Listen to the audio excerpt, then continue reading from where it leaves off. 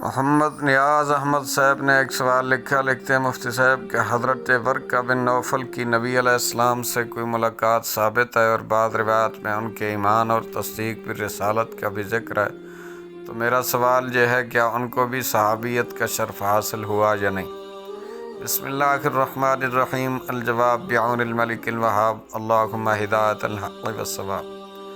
ورقہ بن نوفل بن اسد بن عبد العزیٰ بن قصی القرشی الاسدی نبی علیہ السلام کی زوجہ محترمہ ام المومنین حضرت سیدتنا خدیجہ الکبریٰ رضی اللہ عنہ کے رشتے میں چچا زاد تھے۔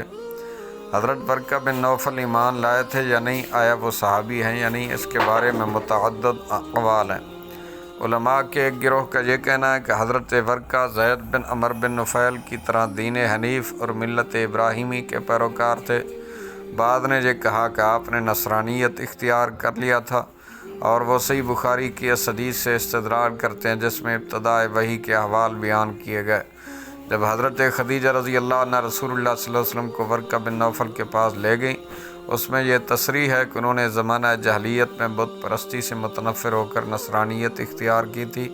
ان کے پاس توریت اور انجیل کا علم تھا، اس بات میں کوئی شک نہیں کہ حضرت ورقہ موحد تھے، بتوں کی عبادت سے متنفر تھے، ملت ابراہیمی کے پیروکار تھے، اور انہوں نے نصرانیت اختیار کر لیا تھا، لیکن ان کی وفات نصرانیت پر ہوئی یا اسلام پر، اور آیا وہ صحابی ہیں یا نہیں، اس میں اختلاف ہے۔ امی عائشہ صدیقہ رضی اللہ عنہ کی روایت کردہ حدیث میں ہے کہ حضرت ورقہ کی وفات نصرانیت پر ہوئی، لیکن یہ صحیح نہیں، کیونکہ یہ حدیث حضرت عثمان بن عطا خراسانی کی سند سے روایت ہے، اور علماء حدیث کے نزدیک عثمان ایک ضعیف راوی ہیں۔ علامہ ابن حجر لکھتے ہیں کہ فمات ورقہ علی نصرانیتہ لیکن عثمان ضعیف، پس ورقہ کا انتقال دین نصرانیت پر ہوا، لیکن یہ روایت ضعیف ہے کیونکہ یہ عثمان بن عطا خراسانی کی روایت ہے، اور انہیں محدثین نے ضعیف مانا ہے۔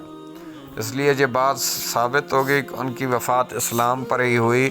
اس کی تائید ابتداء وحی والی حدیث سے بھی ہوتی ہے، جس میں رسول اللہ صلی اللہ علیہ وآلہ وسلم کا واقعہ سن کر انہوں نے جواب دیا تھا، ھذا الناموس الذی نزل اللہ علی موسیٰ یا لیتنی فیہا جزعا لیتنی اکون حیا اذ یخرجک قومک۔ یہ تو وہی معزز رازدار فرشتہ ہے جسے اللہ نے موسیٰ پر وحی دے کر بھیجا تھا، کاش کہ جب اعلان نبوت کے موقع پر آپ کی قوم آپ کو وطن سے نکالے گی میں جوان عمر ہوتا اور آپ کی مدد کرتا۔ اللہ اکبر۔ علامہ بیہقی حدیث روایت کرتے ہیں کہ ورقہ بن نوفل نے جواب میں کہا کہ بشارت تو میں گواہی دیتا ہوں، آپ وہی نبی ہیں جس کی بشارت عیسیٰ بن مریم نے دی تھی، اور آپ کی شریعت موسیٰ علیہ السلام کی شریعت کی مانند ہوگی۔ میں شہادت دیتا ہوں کہ آپ نبی و مرسل ہیں، عنقریب آپ کو جہاد کا حکم دیا جائے گا، اگر میں نے اس وقت کو پا لیا تو میں آپ کے ساتھ مل کر جہاد کروں گا۔ جب وہ فوت ہو گئے، رسول اللہ صلی اللہ علیہ وسلم نے ارشاد فرمایا، میں نے ورقہ کو جنت میں ریشمی لباس میں دیکھا، کیونکہ وہ مجھ پر ایمان لائے تھے اور انہوں نے میری تصدیق کی تھی۔ الاصابہ فی تمییز الصحابہ، جلد 6، صفحہ نمبر 675۔ حضرت ورقہ کے جنتی ہونے کے بارے میں کتب حدیث میں متعدد روایات موجود ہیں جو ان کے مومن ہونے پر دلالت کرتی ہیں۔ حضرت امی عائشہ صدیقہ رضی اللہ عنہ بیان کرتی ہیں، حضرت خدیجہ الکبریٰ نے حضرت ورقہ کے بارے میں نبی علیہ السلام سے پوچھا تو آپ صلی اللہ علیہ وسلم نے فرمایا، میں نے ان کو خواب میں سال میں دیکھا کہ ان کے جسم پر سفید لباس تھا، میرا گمان ہے کہ وہ جنتی ہیں، اگر وہ اہل جہنم میں سے ہوتے تو ان کے جسم پر سفید لباس نہ ہوتا۔ مسند امام احمد بن حنبل۔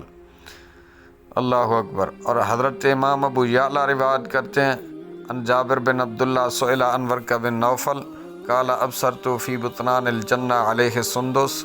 حضرت جابر بن عبداللہ بیان کرتے ہیں، رسول اللہ صلی اللہ علیہ وسلم سے حضرت ورقہ کے بارے میں پوچھا گیا تو آپ صلی اللہ علیہ وسلم نے فرمایا، میں نے ان کو جنت کے نشیب میں ریشمی لباس پہنے دیکھا۔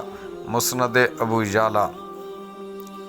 تو یہ اقوال ہیں جو محدثین نے نقل فرمائے ہیں، باقی صحیح علم اللہ اور اس کے رسول صلی اللہ علیہ وآلہ وسلم کو ہے۔ بس آخر میں انہی جملوں پر اکتفا کرتا ہوں کہ واللہ اعلم عز وجل ورسولہ ونبیہ اعلم صلی اللہ تعالی علیہ وآلہ وسلم۔